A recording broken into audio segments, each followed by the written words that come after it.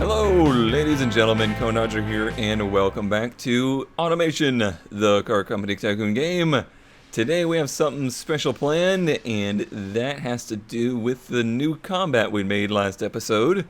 And that car went over very well with you guys, and I think is one of Vector's greatest successes, which is nice because that's not been one of my best categories of car to make overall. But yeah, the response was good, and I think it was right in line with where I wanted to put it in the market. But today we have a special task for the combat, and that has to do with something that, if you guys have been around for a while, you know is very near and dear to my heart, and that is 80s road racing. In a previous Vector Automotive Challenge series, I believe we did a GTU car build somewhere down the line. I don't even remember which car, I don't remember which era it was in, but I definitely remember doing a GTU car. Today, we are going to do a GTO car, which is the top tier Camel GT IMSA series kind of category. And we're going to use the combat as the base for this race car. I am also going to invite you guys to join in and make your own 1985 IMSA GTO car, which I will have you send to me, konageryt@gmail.com, and I will compare them to my own. There is a catch though. I have found the actual IMSA regulations, 1984, but very similar to 1985. So we have here a document of all the rules that need to be followed. There's also one more rule. No running it on the track. We're going to do this blind. So I'm not going to run my car on the track. And I'm hoping you guys, honor system here, be cool guys, be cool. I'm hoping we can all do this, not run our car on the track, and then I will get your entries and run them all on the track, and we'll have a little, race off there and see who did the best. So you can do all the tuning in the world you want, you can spend as much money as you want, you can use all the tech in the world, but no track testing. Not allowed. So our car used a V8 overhead cam setup with a individual throttle body style injection, electronic fuel injection. Very high tech, very awesome looking, twin intakes, pretty cool setup if I do say so myself. And so that was what we were looking at, a multi-point with throttle per cylinder. Very cool engine, I think, especially for this era. It would be pricey, but I think this is going to be completely necessary when we start building this thing into a race car.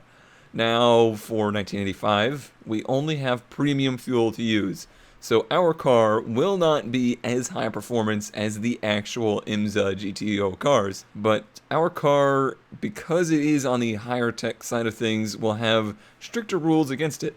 There is other competing theories out there that say that the simpler options would be better. Maybe something with, push rods would be a wiser choice. And once we get into the rules and stuff like that, you'll see there's very different specifics as far as what kind of tech you use. It's cool. It's a really cool rule sheet.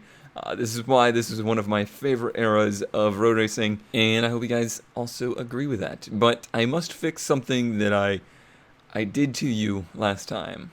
I'm so sorry. I deprived you all of hearing this engine run. I never do that. So I'm going to make up for that now. Here's what the actual regular base engine that went into the street car sounded like.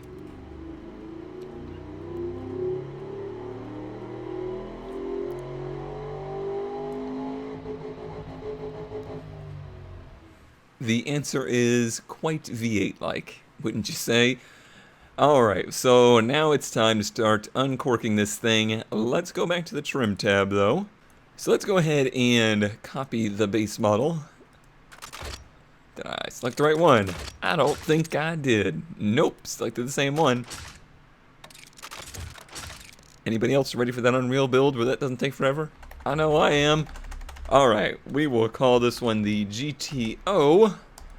And body modification wise, I don't need to go really too crazy with this, I don't think. It's got plenty of grills, and part of the rules have to do with the body, so we'll just leave that as it is. We'll go down the sheet and just start from, well, the first thing on the list, which is engines. Alrighty, so we got our rule sheet up here.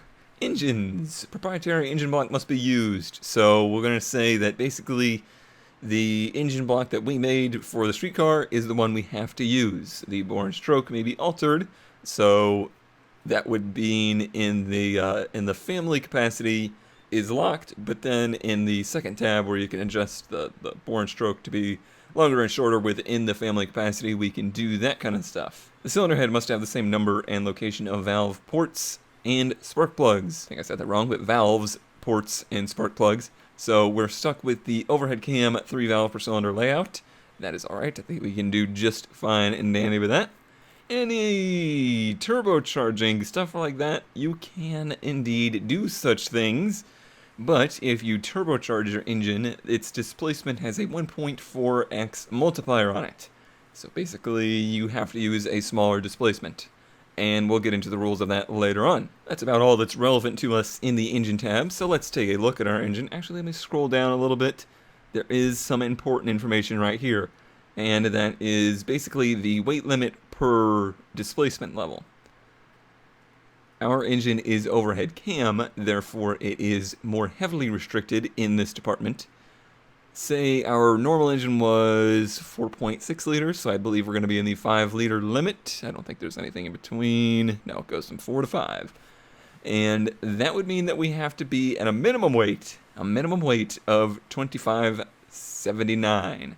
If we could get her down to 4 liters, it would be 2370. So that's the first thing we're going to look at, and see if we can get down to 4 liters. I said liters, really weird. But let's look. I doubt it. I don't doubt it. I don't doubt it at all. It's very possible. Okay. So we'll do that, and we'll probably try and square it up. So there we go. Yeah. Stroke down to 86.6. And then a bore. Can we make that like perfect? 3999. That's pretty darn good.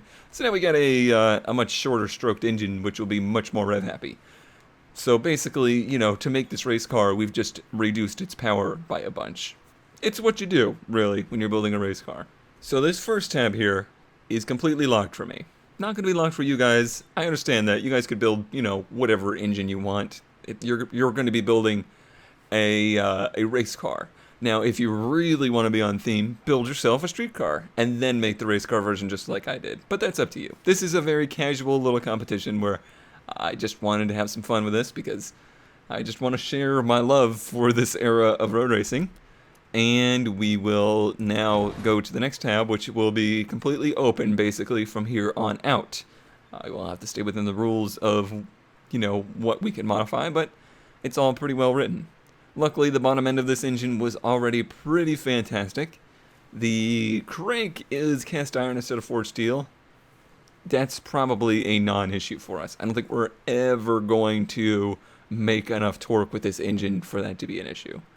And torque is not really something we're worried about with this kind of race car either. So, there is that.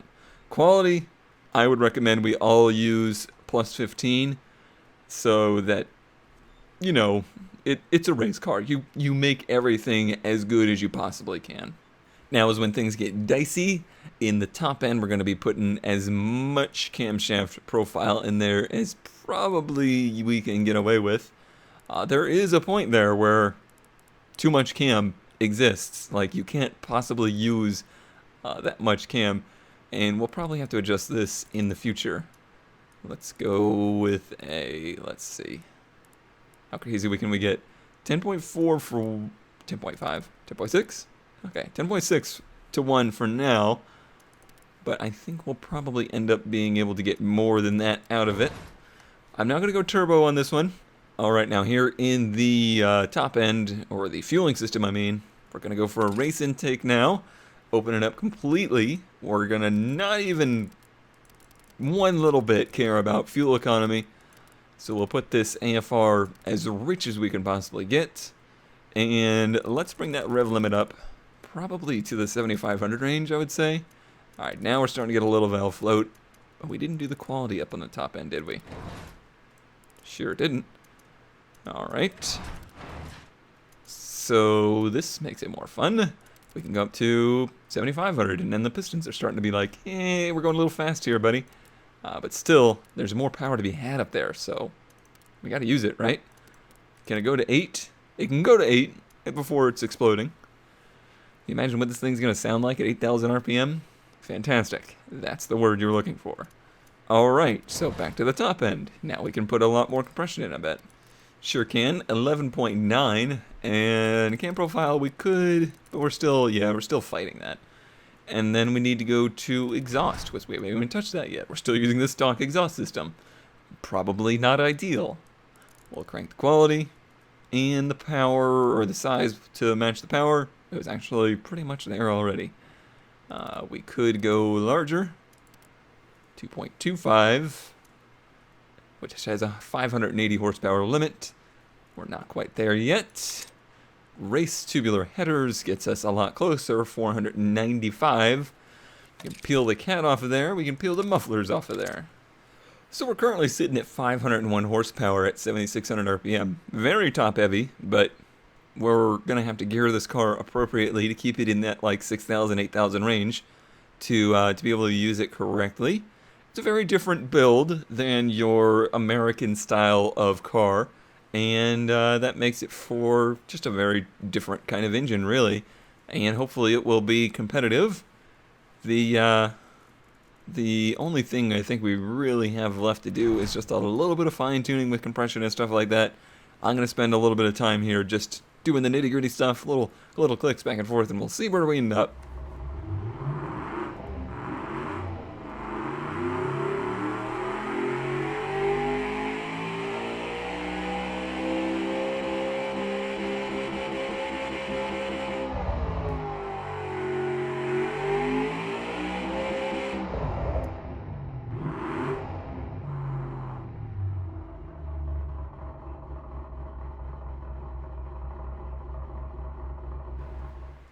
Alright, can fine tune until I'm blue in the face. 501 horsepower is where it wants to be.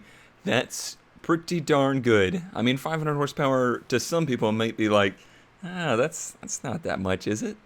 It's 1985 for one, and for two, this is a 4-liter naturally aspirated V8. I think that's pretty good, running on pump gas.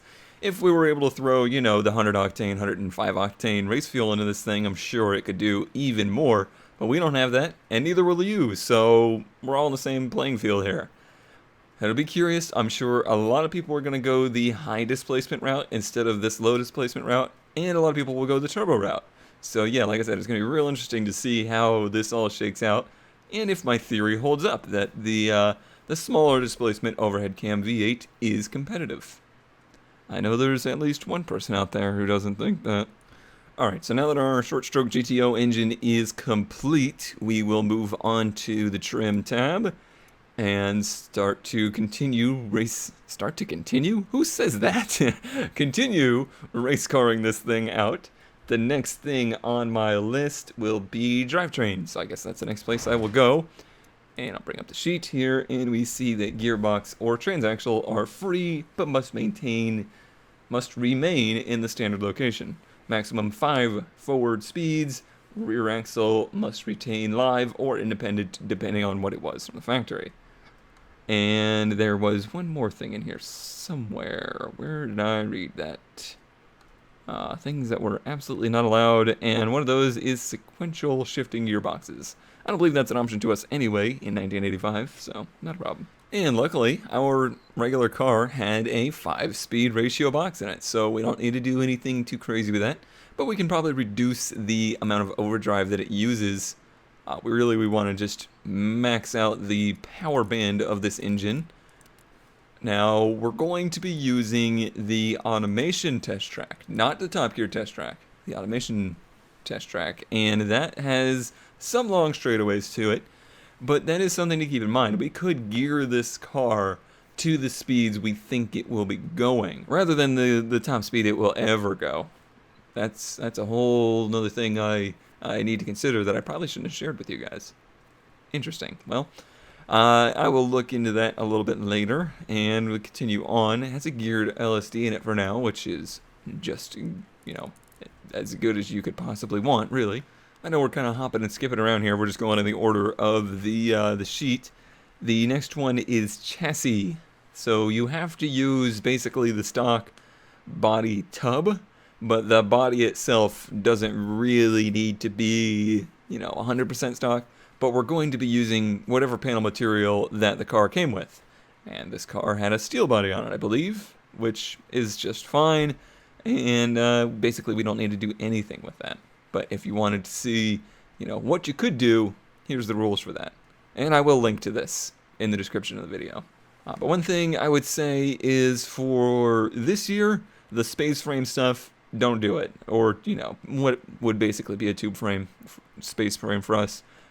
That would be later on in GTO, so let's stay away from doing that. Next thing that we really need to touch and work on will be wheels and tires. The wheel and tire section width is a 14-inch wide for a 5-liter limit, so that will be us. All 4 wheels must have the same diameter, and the track dimension is limited by the inner tire clearance. But if we look at our tires, obviously we're going to be going on semi-slicks, and obviously we're going to put that quality to 15. And then we'll see what tires to put on this thing. We may have to change the body here. Yeah, I can only get a 215 on the front. We need a lot more than that. Boy, I hope it can go wide enough. This body might actually be a little bit restricted in this department. That could be a problem. That could be a real problem. The good news is, if we go back to the document, and when I said we didn't need to look in the chassis department, we do, because all suspension components may be modified or replaced as long as the wheelbase remains standard. So we will do that. Double wishbones, front and rear. So I'm going to be honest with you, we might be screwed. A 245 is the widest tire you can put on the rear of this body. To do a 295 up front, but only a 245 in the rear. So that's a problem. That's a big problem. And in case you're wondering, well, 245, what's that in, good old American? So a 14-inch wide tire would be a 355-ish. So you could potentially max out every car in automation, I think, as far as tire width goes, and still stay within the rules. So if you guys are smarter than me and choose a body that has a wider tire, more power to you. You done good. In the brakes department and on the rules, it says brakes and operating system are free, but components must remain in the standard location. ABS, I believe, also is disallowed. I don't even know if it's written into the rules because it wasn't really a thing. It wasn't something that they had to worry about. Now, we could get really carried away with these brakes, but that's not necessary. Like, the car doesn't actually need that much braking power. It's not going to help anything. We do need to get rid of the fade, though. We put vented discs front and back. I put the 3-piston calipers up front. Probably not even necessary. The 2-piston would do just fine and save some weight. To get rid of the brake fade, I'll probably use a little bit of ducting, which would make sense. Race car. So here's an interesting bit. The floor pan may be replaced by a continuous flat 32,000 steel or 40,000 alloy sheet. What we are going to do in game, how we're going to rule this, is that you can use fully clad, but you may not put downforce on it. It must be a continuous flat surface. That is, just sealing it off. No downforce down there. Leave all your downforce in the wings. Which the wings also have a little bit of rules around them. And we will find that somewhere in here. Spoilers, I believe it's listed as. Wings or rear spoilers that allow air to pass underneath the airfoil may not be used. In game, that doesn't really have any effect to us, but for the theme, just use the lips, don't use wings. And that means you can use, as much downforce as you darn well please, as much as the car will allow. And I wish you good luck, because the lips don't really make that much downforce. So basically, we're all going to be running essentially no downforce. All right, let's shed some weight, shall we? We can run the littlest bit of interior we possibly want to run. And I'm going to say that everybody has to run Advanced 80 Safety to replicate having to do like a roll cage and stuff. Alright, back to suspension. Quality 15, don't forget. And obviously race, gas monotube standard, that all looks fine. But how much camber can we run? That is the question. Now, if you use a solid rear axle, if you should happen to choose that, the max you can run in the rear is 1 degree of camber. I did read that in the rules. I think that may be the first time I've ever seen sportiness at 1.0. Alright, so as far as the markets and stuff go, this is probably the worst car ever created. As far as I go, this is the best car ever created. And how does it do as far as rules and stuff goes? 2362 is what I ended up with weight. And the limit for 4 liters is 2370. That's easy to adjust, super easy to adjust. So we'll go into the interior tab here and just use the quality slider on the safety stuff to bump that up. So 2377, and that will get us there. 2370 is the limit. We're pretty much spot on, but because race car, let's bring that back down to -15, and we'll use the interior quality to bump it up to 2370.4. Much better, even closer. So things I can do to try and tune in the car is look at, say, the design. We can look in the design tab to see if we have everything, you know, as we wanted it.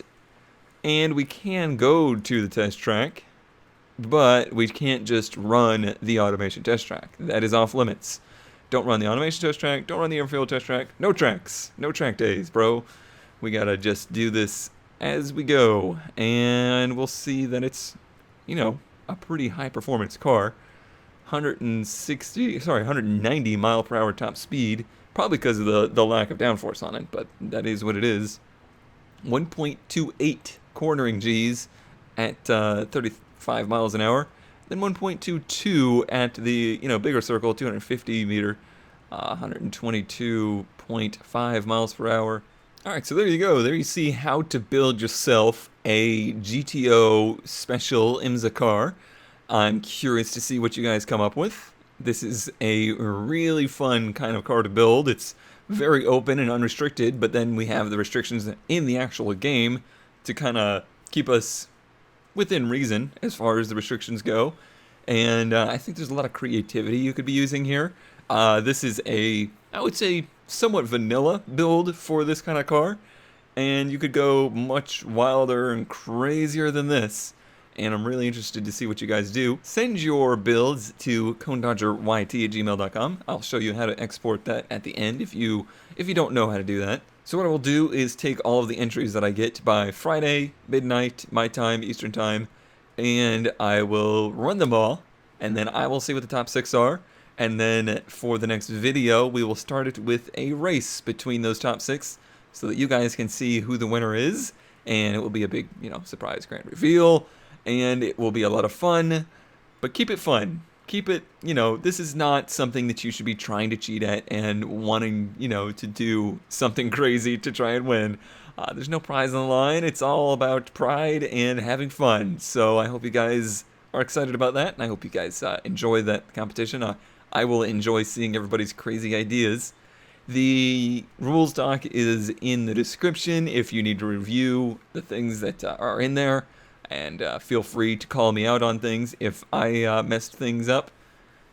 Do read it over, though, because there is some stuff that I didn't really touch on in the video, so there might be some other things that you need to look at, like maximum diameter wheel, stuff like that.